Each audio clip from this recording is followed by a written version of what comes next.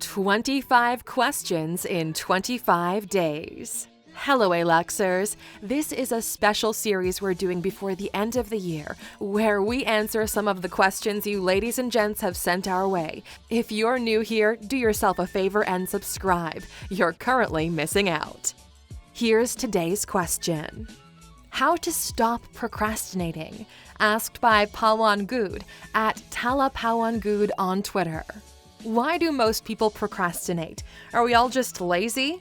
How do other people manage to get so much done when all you want to do is lay in bed and binge watch TV shows? Let's get the hard truth out there. You are not born lazy. It's a learned behavior. You either see it in other people and pick it up, or you experiment with it on your own and realize it doesn't have immediate consequences, which is an acceptable outcome in the detriment of doing something you don't feel like doing, right? The way we look at it, there are two main reasons people choose to put off work. 1, the actual work isn't enjoyable, because most hard work isn't. And 2, they don't know where to begin, how to approach the issue. There's a small barrier to getting started.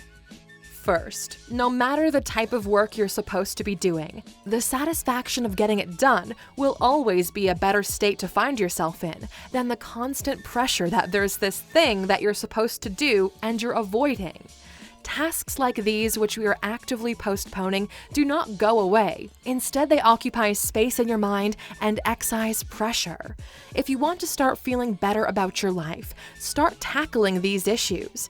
Sure, new ones will pop up on the horizon, but at least you don't have to worry about the older ones. Work is not supposed to be enjoyable, at least in the early stages. It'll actually suck. But as you start building momentum, it does get easier. It's very similar to going to the gym. The first few sessions you're weak and everything will hurt, but in time it'll hurt less, up to a point where you're chasing the pain because you realize that's where the growth happens. Which leads us to the second part of this state of vagueness, where you don't know where to begin. Here's how to begin any project or activity you don't really want to do. Step 1, remove immediate distractions. It's likely you wanted to put in some work in the past but didn't feel like it, so you spent the next 4 hours browsing the internet. Close all your tabs, put your phone on silent, and face down. Step 2, promise yourself you'll only put in 15 minutes of work, as bad as it is. In order to get this thing moving, you need to build momentum. Most people expect to do it perfectly from the very beginning, and this constant pressure for perfection is what keeps them from making real progress. Instead, just go ahead and make something happen, no matter how low the quality is and for a very limited time. Poor work is better than no work at all because you're finally making progress. Here's a weird example, but it gets the point across. You don't want to brush your teeth for whatever reason you find to justify the choice. It's time to force your body to put in the minimum amount of work. Force yourself to brush one tooth, just one. What you'll find is that once you get in the bathroom and start brushing on the first tooth, it's super easy to move on to the second one and get the full task completed. It's the same with every task.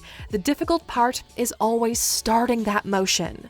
A trick we use to get all the work done here at Alux is by putting in the difficult tasks as early in the day as possible. As Philip DeFranco says, you jump right into it. By focusing your body and mind on a single activity and beginning to work, you actively hijack the momentum, and there's not enough time for the procrastination part of your brain to kick back in. You jump out of bed, get dressed, and arrive at the gym. If you're here, you might as well put in the work. That's our advice. Force yourself in the work environment just to get started. If you can keep yourself from being distracted, you'll definitely start making progress. That's the easy way to do it. The long game is to take complete ownership of everything that happens in your life and start to build on it from the ground up. You remove bad habits and replace them with valuable ones. Every day you fight to win against life, and by doing that, you add small victories to your scoreboard. The best book we found on how to take control over your life is by a Navy SEAL by the name of Jocko Willink. The book is called Extreme Ownership and forces you to look at life as if everything is under your control. Once you finish this book, you're never going to be the same again. The audiobook version is narrated by the man himself. The normal price is $28, but if you go to alux.com/freebook and sign up, you can get it for free thanks to our deal with the folks at Audible. You're welcome, Aluxers. Hopefully this video and the book recommendation will stop you from wasting your time. And just to help out the community, is there any way you found to stop procrastinating and finally get some work done? What works for you? Let everyone know in the comments below. If you want to make sure you're not missing any of the daily value we provide, make sure to subscribe and follow us on social media. You can never have too much motivation in your life. We handpicked this video for you to watch next. We look forward to hearing from you, and as always, see you back here tomorrow.